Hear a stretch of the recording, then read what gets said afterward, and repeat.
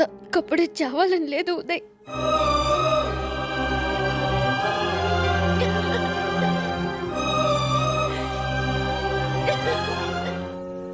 నువ్వు నన్ను కొట్టావంటే ఎవరు నమ్మరు నాన్న.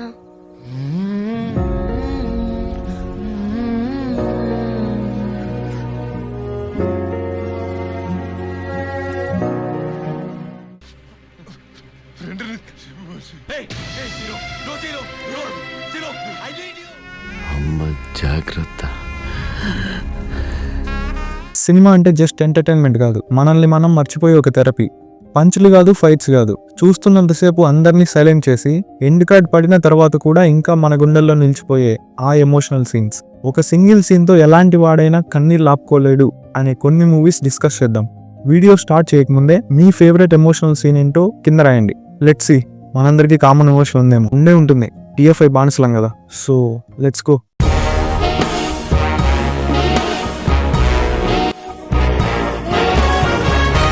సుమంత్ అన్న ఒక మంచి ఫీల్ గుడ్ మూవీ ఇచ్చాక కొన్ని ఇయర్స్ డిసపియర్ అవుతాడు ఎందుకో.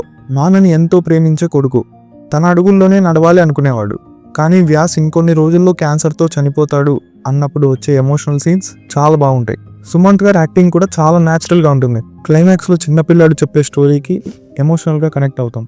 వ్యాస్ సార్ ఇంకా ఎప్పటికీ తిరిగి రాడు అని సింబాకి అర్థమైంది.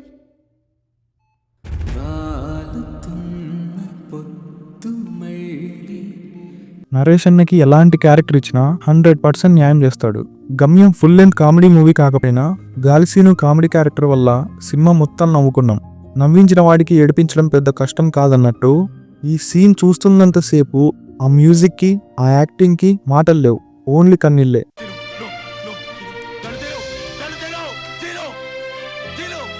తప్పులందరూ చేస్తారు, త్యాగాలు మాత్రం కొందరే చేయగలరు. ఎంతైనా గాలిసీన్ క్యారెక్టర్ మాత్రం TFIలో ఒక డైమండ్.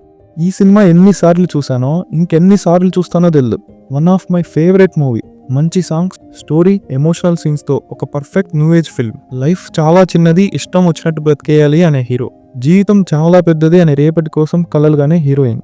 అలాంటి అమ్మాయికి క్యాన్సర్ వచ్చి కొన్ని రోజుల్లో చనిపోతుంది అనే సీన్స్ ఎవరినైనా ఏడిపించేస్తాయి. ఈ సినిమాలో డీటెయిలింగ్ కూడా ఇంప్రెస్ చేస్తుంది. హీరో ఏమో టెంపరీ గిఫ్ట్స్ ఇవ్వడం, దానికి ఆపోజిట్ గా హీరోయిన్ పర్మనెంట్ గిఫ్ట్స్ ఇస్తుంది. ఈ జగ్లో ఉంటుంది వేడి వేడి టీ, అదే వైఫ్. నీ ఫ్యామిలీలో వేడి వేడి టీ నేను కాలేకపోతున్నానని చిన్న బాధ. రంగస్థలం ఒక మాస్టర్ పీస్. లిటరల్లీ సినిమాలో ఉన్న ప్రతి ఒక్కరు గాడ్ లెవెల్ పర్ఫార్మెన్స్ ఇచ్చారు. రామ్ చరణ్ గారి యాక్టింగ్ చూస్తే రాజమౌళి చెప్పిందే గుర్తొస్తుంది. ఎగ్జాక్ట్లా ఆంజనేయ స్వామి తన బలం ఏంటో తనకు తెలీదు. చరణ్, నీకింత బలం ఉంది, నీ వెనకాల ఇంత బలగం ఉంది అని మేము చెప్పాలి. అన్న చనిపోయాడు అనే బాధ, ఎవరు చంపారో తెలుసుకోవాలనే కోపం ఒక సీన్లో ఎక్స్ప్రెస్ చేస్తాడు. ఈ పర్ఫార్మెన్స్ ఎప్పటికీ గుర్తుండిపోతుంది. DSP ఇచ్చిన ఎమోషనల్ సాంగ్, బోస్ గారి లిరిక్స్ ఉంటే ప్రతి ఒక్కరి కళ్ళల్లో నీళ్ళు వస్తాయి. అంతలా కనెక్ట్ అయ్యేంత యాక్టింగ్ చేశారు.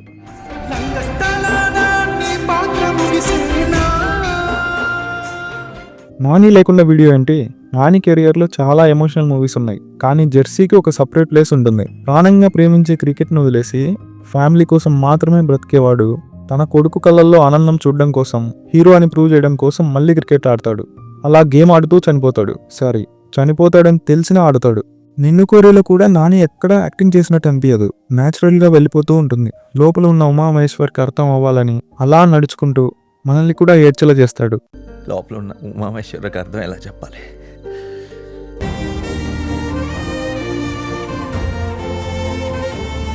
టెంపర్లో మనకు దయ కనపడతాడు, NTR కాదు.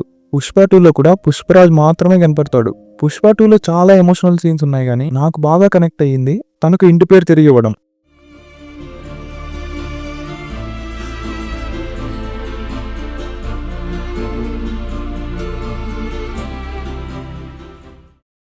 ఇంకోటి, పార్ట్ 1లో తీసుకున్న చైన్ ఇక్కడ ఇవ్వడం.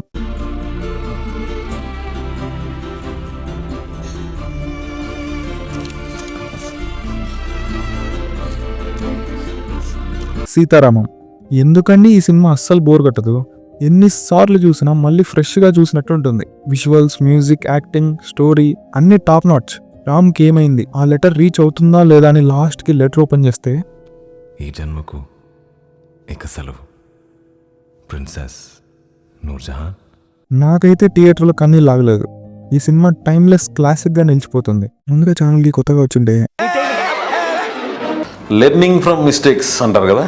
పాత వీడియోస్లో ఏం లేదో, తెలుగు యూట్యూబ్ ఛానల్స్లో ఏం మిస్ అవుతుందో అన్నీ ఇందులో ఉంటాయి. అరవింద సమేత వీరరాఘవ. రాఘవరెడ్డి ఎంట్రీ మూవీ మొత్తాన్ని డ్రైవ్ చేస్తుంది. తర్వాత ఏం జరుగుతోంది అని రియలైజ్ అయ్యేలోపే అప్పటి వరకు పక్కనే ఉన్న హీరో నాన్న చనిపోతాడు.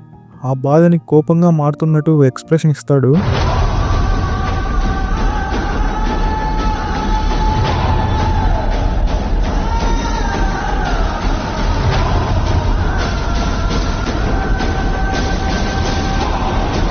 Great actor. Audience first 20 minutes of the మూవీలోనే ఆనందం, కోపం, బాధ అన్ని విట్నెస్ చేస్తారు. విలన్ని పొడవుగానే షాక్లో ఉన్నా క్లైమాక్స్ లో రావాల్సిన ఫైట్ ఇంట్రోలో రావడం ఏంటి అని కార్లో కూర్చుని తన బాధ ఆపుకుంటూ మనల్ని ఏడ్చేలా చేశాడు.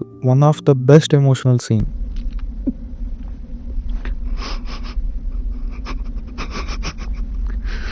కొత్త బంగారు లోకం. కొంతమందికి ఈ సినిమా క్రింజ్ అనిపించచ్చు, కానీ ప్రకాష్ రాజ్ గారి క్యారెక్టర్కి బాగా కనెక్ట్ అవుతాం. ఈ ఫ్యామిలీకి చాలా మంది రిలేట్ అవుతారు. ప్రకాష్ రాజ్ గారి క్యారెక్టర్ ఒక మిడిల్ క్లాస్ ఫాదర్ ఎలా బిహేవ్ చేస్తాడో, ఎలాంటి అడ్వైసెస్ ఇస్తాడో, కరెక్ట్ అయినా తప్పైనా వాడే నేర్చుకుంటాడు అని అలా చూపించి లాస్ట్కి చనిపోయింది చూపిస్తారు.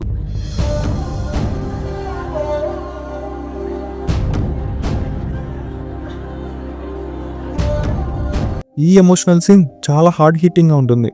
మహేష్ బాబు గారు ఇప్పటి వరకు చేసిన ఎమోషనల్ సీన్స్లో వన్ మూవీ టాప్లో ఉంటుంది. డైరెక్షన్ కూడా ఫ్లాష్ బ్యాక్ చూపించి ప్రజెంట్ సీన్స్ పెడుతూ లాస్ట్కి ఇద్దరిని స్క్రీన్ మీద పెట్టి బ్యాక్గ్రౌండ్ స్లోగా కలర్లోకి మారుతూ జస్ట్ వావ్ అనిపించింది. ఆల్బమ్ తీసి చూస్తే అందులో మహేష్ బాబు గారి కొడుకు గౌతమ్ హ్యాండ్ రైటింగ్ ఉందంట. అది చూసి హ్యాండ్ రైటింగ్ గుర్తుపట్టి చదువుతూ ఎమోషనల్ అయితే వచ్చిన సీన్ అంట. అందుకే యాక్ట్ చేసినట్టు కాకుండా న్యాచురల్గా ఉంది. ఆ సీన్ చేసేటప్పుడు వన్లో it was very emotional for me that scene. Album చూసి పర్ఫామ్ చేసేటప్పుడు, ఎందుకంటే అది గౌతమ్ హ్యాండ్ రైటింగ్లో ఉండింది. గౌతమ్ నా పేరు గౌతమ్ అని, తర్వాత ఫాదర్స్ నేమ్ అని, it was all written by Gautam himself.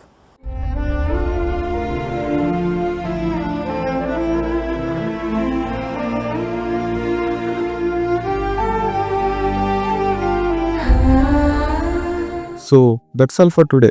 ఇంకా టాలీవుడ్లో చాలా ఎమోషనల్ సీన్స్ ఉన్నాయి. కావాలంటే పార్ట్ 2 అని కమెంట్ చేయండి. ఇంకో వీడియోతో మీ మీద రివెంజ్ తీర్చుకుంటా. మనుషులు మంచోడ్రా. మనిషి అంటేనే మంచోడు.